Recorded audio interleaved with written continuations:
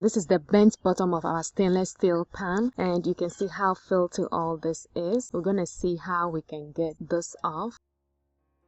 I've watched a lot of videos to see what is exactly that can get this off. I do have a cleaning product that really works well with this. A minute it will be gone. I want to try the Keppers friend on this, as it says it does work, to see if it actually works on this and how long it's going to take us to finish this. So let me show you.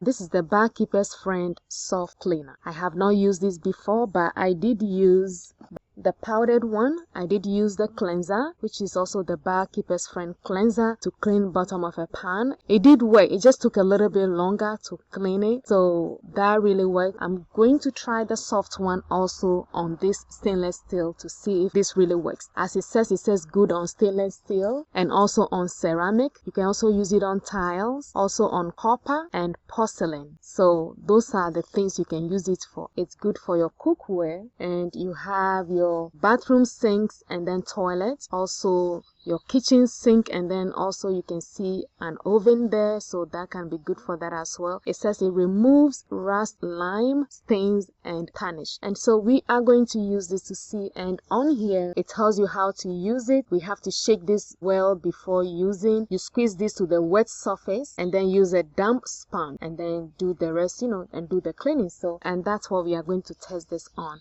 I'm going to see if this really works. So let's start first wetting the bottom of this first. So I'm going to wet this. So I'm going to take the cap off and we are going to open this. Okay. Alright, so that's how it looks like inside. It's a liquid, and then we are going to put the cap back on, and it says shake it, so we are going to shake it.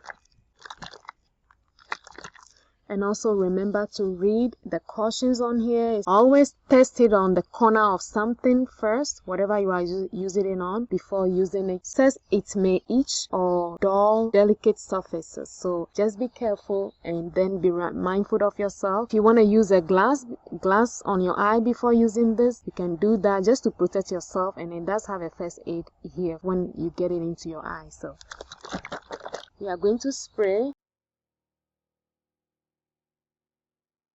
And what I'm going to do is, okay, with my wet sponge, I am going to try to spread this all around to make sure it covers everywhere. And we are just going to leave this on a little while. And I'm going to do it all around because everywhere we need to clean everything here.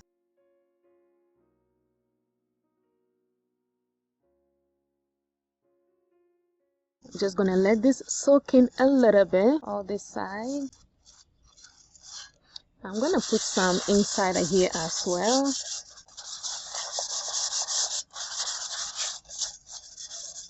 And also on the handle, just here. Okay. Now that we have dabbed it all around here, I am just going to put on my gloves and then we will start scrubbing.